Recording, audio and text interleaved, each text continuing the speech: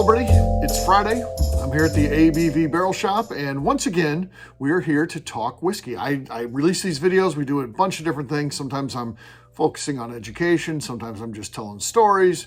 Sometimes I'm talking about some of my favorite brands. So you never know what the topic is going to be, but it's going to be whiskey, bourbon focused. So I'm here at the ABV Barrel Shop, my place in Arnold, Missouri, a St. Louis suburb. If you're ever in the St. Louis area, I encourage you to come by and see what we're all about here. We're bringing a lot of new things into the state. You can see a bunch of them behind me. So what's cool about what we do, where we focus on single barrels, is we realize that you haven't tasted these, maybe you haven't even heard of the brands. That's okay. You come in here, we allow you to try before you buy. We think that's important. Not only, even if it's a brand, a single barrel is going to be a one-off. It's going to be unique. It's a unicorn. It's something that's different. It might not taste like the regular product. That's great. Come in, taste it. If it's right for you, pick up a bottle. If it's not, hey, you just saved yourself some money, and maybe it's you can spend it on something else here at the shop, of course. So yeah, we would love you to come by and see what we have going on. Today is one of those story days. I got to thinking about this the other day, and did my daughter inspire me to taste whiskey? Is she the one who helped in my ability to refine my palate, where I think I can recognize instantly what a great barrel is? And I've worked on this for years, and that sounds funny, I guess. And it sounds like, well, yeah, I'd like to do that. I'd like to drink whiskey and stuff like that. But I've really, literally made a living off my palate for the last 8-9 years at this point. And we've had the barrel shop. We just celebrated our second year, and 100%. We have to have the ability to go out, taste a barrel, and determine, is this something that people are going to be interested in? And I feel like that I've got that ability. I feel like it's been tested out over time, helping pick barrels for the ABV network, which is something that I've done for many years. I used to help my business partner Jim at Total Wine when he was in charge of barrel picks there. I used to go on the barrel picks for him.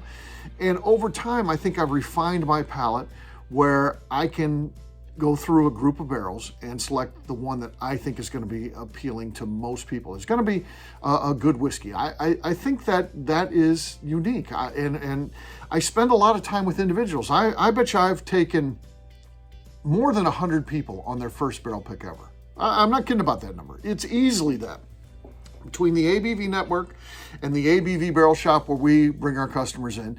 And it's one of the things that I think can be a challenge, is when you're bringing people that don't normally do this, it's hard for them to recognize those great barrels. They struggle with that at times. And sometimes I feel like we've been on the verge of making a mistake, and sometimes I'll work with the distillers to correct that. Other times I'll help sway the audience, and then sometimes it's just clean, just throw it out there. Or if they're all just great and it's just a matter of picking out the one, then we'll just work on it together. But I think that's an important component to it, is learning and refining. And I got to thinking about this the other day, that my daughter did help me refine my palate, probably the first step in working on my palate. And it's not about whiskey. My daughter famously doesn't like whiskey, and I like to joke about it. I don't mean anything by this at all, but I do like to joke that it's my biggest disappointment that my daughter doesn't like whiskey. And that's maybe a testament to how great of a person she is. I still feel like she's a kid, and I think anybody who's a parent, they know what I'm talking about. My daughter's 27 years old. She's not a kid, but you still have that parent bond where it's your kid no matter what. And the fact that she doesn't like whiskey is strange to me, because she grew up around it. It's something that I've always been into, more so now than ever. And really in the year 2000, when she was 3 years old, we went to the Bourbon Trail for the first time. She was with us. It was a family trip. We were getting ready to embark on what would be a quest to get to all 50 states, something that we completed while she was in high school. And I think that's a pretty cool thing. But one of the stops where we would go is distilleries. And I started going to the Kentucky Bourbon Trail. I had read about it in USA Today on one of my business trips, and thought, this sounds great. I'm into bourbon. I'd like to learn more. And I think there were 7 distilleries at that time. I went to all 7 in a weekend, the 3 of us, my wife, daughter, and I. And it was fun. It changed who I am as a bourbon person. It changed me from being someone who was a casual bourbon drinker to someone who loved America's native spirit, someone that wanted to learn more about process and all those type of things. But it's still, at that point, I wasn't ready to make the leap. I wasn't trying to get into the world of bourbon. I wasn't writing about bourbon. I wasn't talking about bourbon. I wasn't making videos about bourbon. I was just a bourbon fan. I was just more refined. I was starting to explore the world of bourbon, not just drinking Beam and Coke or Maker's Mark if I wanted to get fancy, that type of thing. I was seeking out the best bourbon that I could. That became my journey. And again, the kid grew up around this, but it's never been her thing, and that's okay. If she never comes around on whiskey, I love that kid without a doubt, and it doesn't matter. Now, would I like her to drink whiskey? Sure.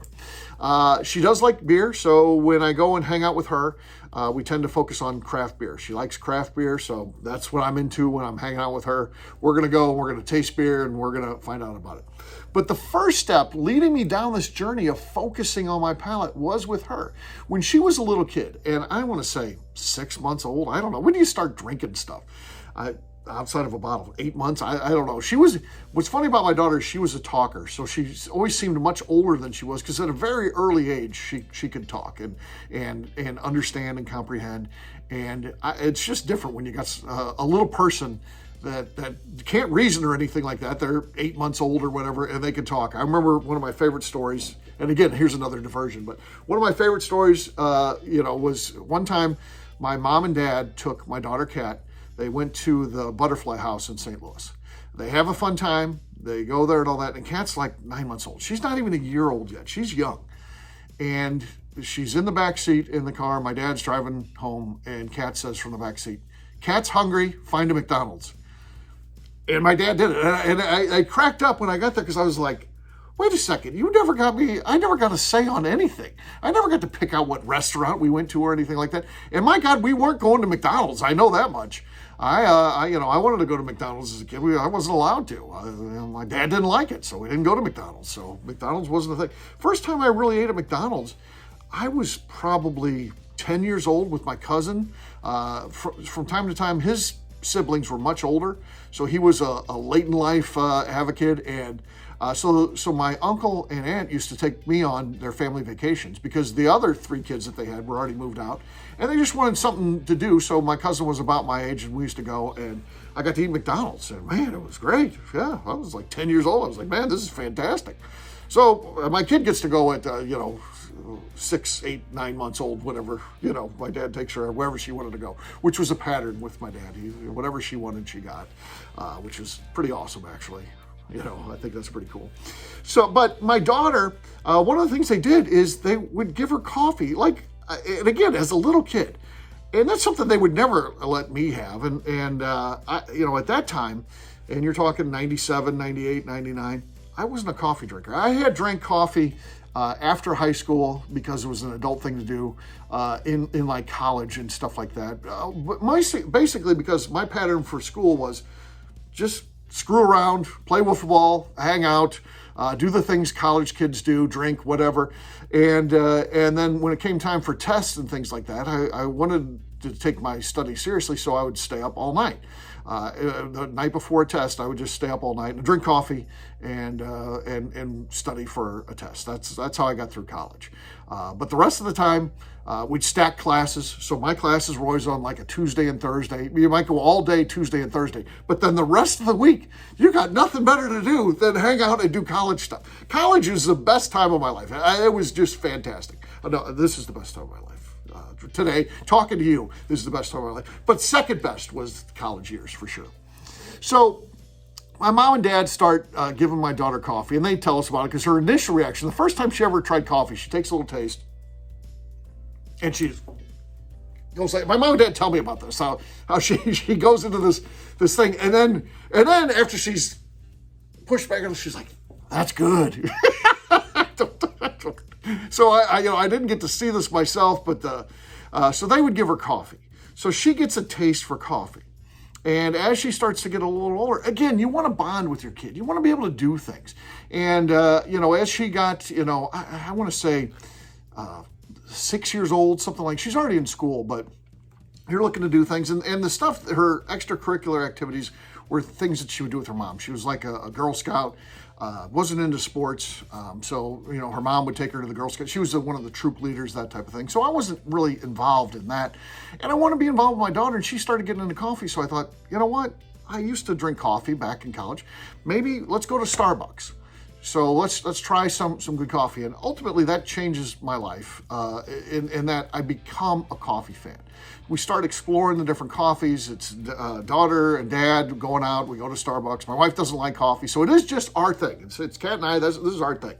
So we go out and we like getting coffee. And you know, she's initially, because my mom and dad taught her how to drink coffee, they're giving her, you know, the stuff with all the sugars and creams and all that. And I told her, you got to get off that stuff, because if you really want to be a coffee fan and taste the coffee, you don't want that stuff in there. So we started a program of weaning her off of it, which is kind of cool. So she had to step down off all the cream and all that. Ultimately, she gets where she can just enjoy black coffee, just out of the pot, that type of thing. And then we start exploring different kinds at Starbucks. We're looking at all the different things. And then the Starbucks by us used to do classes on like Saturdays, a couple times a month. And you get a tasting notes book, and you would taste and you talk about acid levels, or, you know, the acidity of the coffee, or was it earthy? Was it clean and crisp? Were there fruity notes in there? That time. This is my first time ever doing tasting notes. My first time ever doing any sort of thing where I even thought about tasting notes. Had nothing to do with whiskey. It was back in those coffee classes. And we really enjoyed them, and it was something that we would do. And I'll tell you what, over time, I ultimately became a bit of a coffee snob. I wouldn't drink Folgers or anything like that, or most fast food coffees and stuff. It's not anything I'm interested in, but good coffee. Blue Mountain from Jamaica, the real Blue Mountain stuff, not the fake stuff, the real stuff is great. Hawaiian Kona coffee.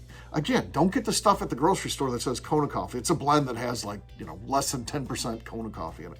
But you get these really unique individual coffees.